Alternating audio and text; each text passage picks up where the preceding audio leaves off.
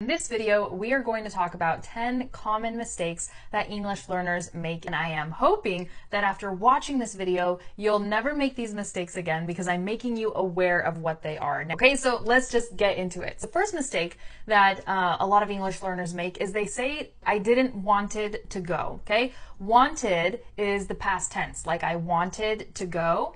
But when you say I didn't, then you just have to use the regular verb want. I didn't want to go instead of saying I didn't want it, okay? So remember that when you're speaking in the past tense about something you didn't do or want to do, okay, you have to just use the regular form of the verb. I didn't want to go, not I didn't want it, okay? Number two, a lot of you guys say thanks God, okay, instead of thank God. We just say, oh, thank God it didn't rain today, or thank God I don't have to go to work, or thank God, like, whatever, it's a beautiful day, thank God, okay? But I've seen a lot of you guys write thanks God, okay? So now you know that's not how we say it, and from now on you can just say, oh, thank God. Thank God we have this awesome YouTube channel where we can improve our English, right? Okay, another mistake, number three, is when you guys say, I have 27 years old. Now, I hear this one a lot, even from people that have a pretty good level of English, but the way we say it is just I am 27 years old, or I am 35 years old, I am 10 years old, I am, and then the years old, okay? So not I have. Now, the next one, it's not necessarily a mistake. Number four isn't necessarily like a grammatical mistake or something like that, but I'm going to count it as a mistake because it's something that we don't do, like socially. What am I talking about? I'm talking about when you guys say, hi teacher, or thanks teacher, or teacher, can you help me with this? Teacher, can you do this? Teacher, can you do that?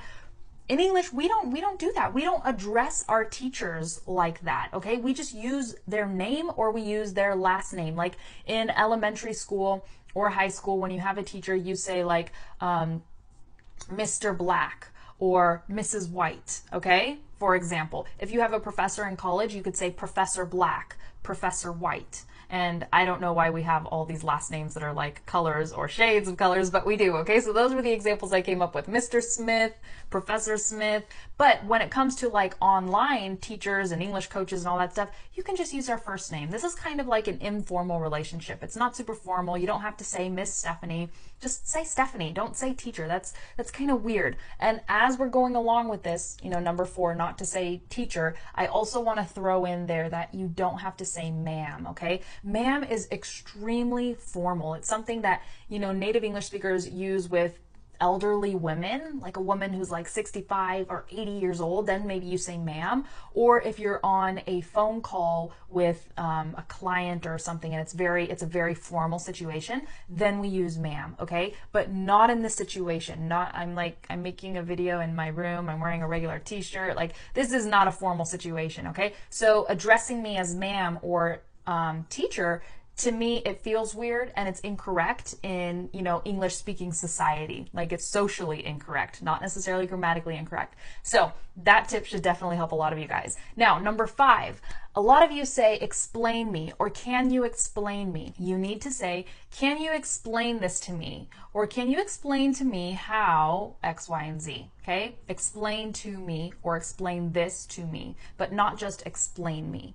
Now, along with this one, we also have asked to, I can't even say it, asked to me. A lot of people say, oh, he asked to me to go to the store.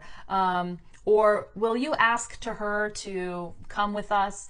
Instead of saying that, just say ask me or ask her. Will you ask her if she wants to come with us?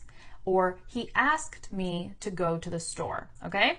Number seven, the difference between funny and fun. A lot of you guys get this confused. And let's say someone does an English class and you go to the class and you say, oh, that class was so funny. But maybe you meant that it was fun, okay? Something that's fun, it's like a party. You have a great time. Something that's funny is a joke. A joke makes you laugh. It's humorous, okay? So when something is funny, usually it's something somebody says, or it's a movie, or, you know, something that made you laugh. That's funny. But something you enjoyed and had fun with, that is something that's fun, okay?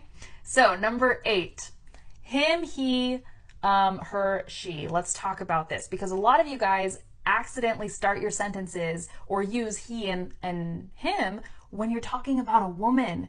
you know, and you'll get confused. You might start out by saying, oh, she goes to my school, he's in the same class with me, and it's like, whoa, how did you just change the gender of that person? That's confusing.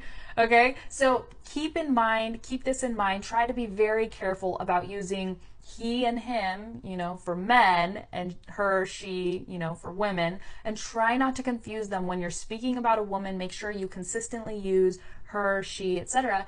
in your speech. Okay, now let's move on.